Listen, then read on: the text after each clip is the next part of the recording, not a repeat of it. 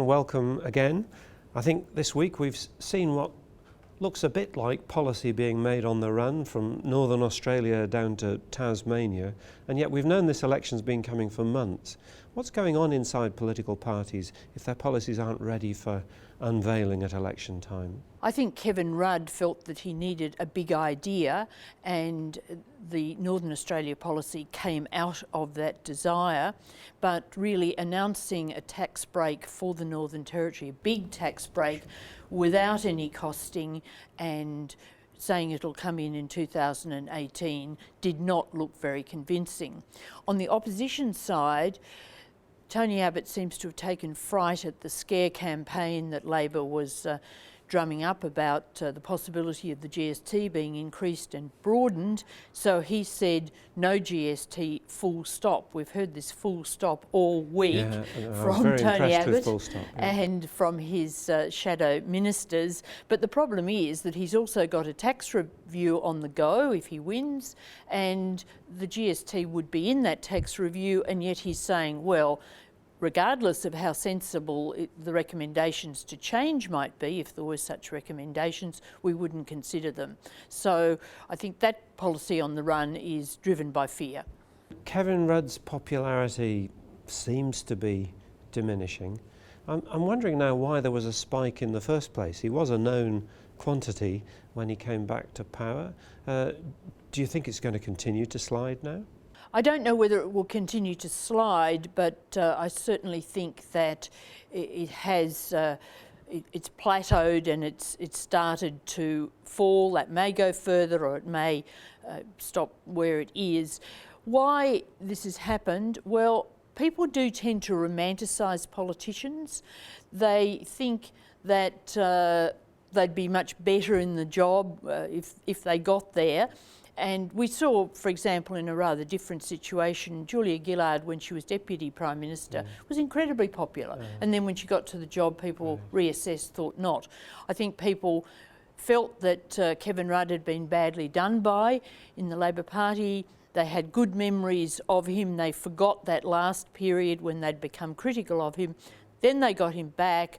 They started to remember what they had become critical of.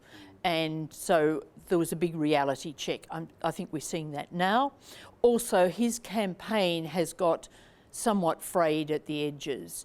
He is, I think, doing too much. He's travelling too much, and it is too personalised a campaign.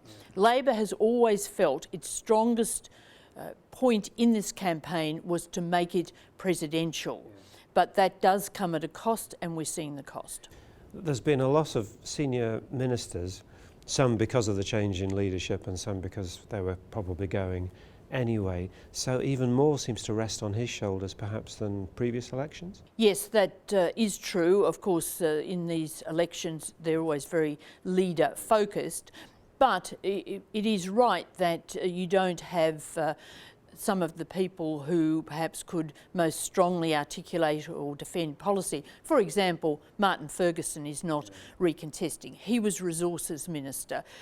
Maybe if he had been arguing the Northern Australia policy, it might come over more convincing if he was a backup to Kevin Rudd, but he's not there. Gary Gray, who's the new Resources Minister, has to spend a good deal of time defending a marginal seat in Western Australia. So it is right that that's left a hole that is not easily filled.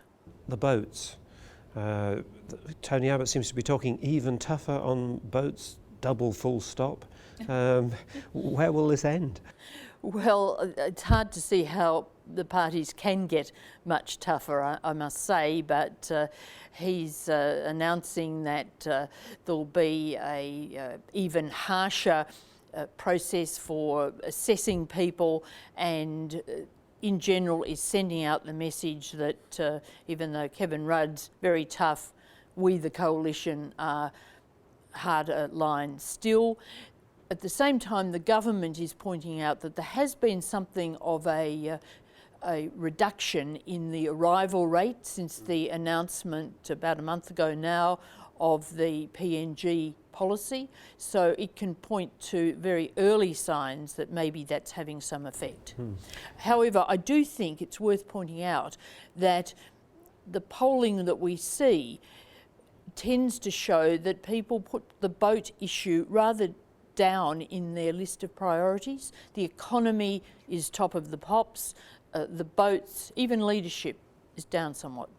We haven't talked about independence in our previous discussions, and given the seeming unpopularity of a hung parliament, one wouldn't have thought this was the election for independence, but there are nevertheless some stories, for example in Sophie Mirabella's seat. Do you think there'll be any surprises here? She's been challenged by a quite formidable local candidate, Cathy McGowan. Cathy McGowan's lived in the district all her life. She's been very active in women in agriculture, politics or movements in Australia, but also actually setting up an organisation in Papua New Guinea. She's involved with the Indian government in doing some work about women in agriculture. So she is quite a tough opponent for Sophie Mirabella. It's hard to know how that will work out. Sophie Mirabella has a big margin, but I think she is at least a bit worried and about to spend or spending a lot of money on advertising. The two other independents who are already in Parliament who will be returned, I think, are Bob Katter in the north and Andrew Wilkie, of course, in Tasmania. But as you say, in general, this is not a good election for independents. Well, thank you, Michelle. By the time we talk again, it'll be over the halfway mark of the campaign, and we'll see if there's a fundamental shift. Thank you for your time. Thank you, Stephen.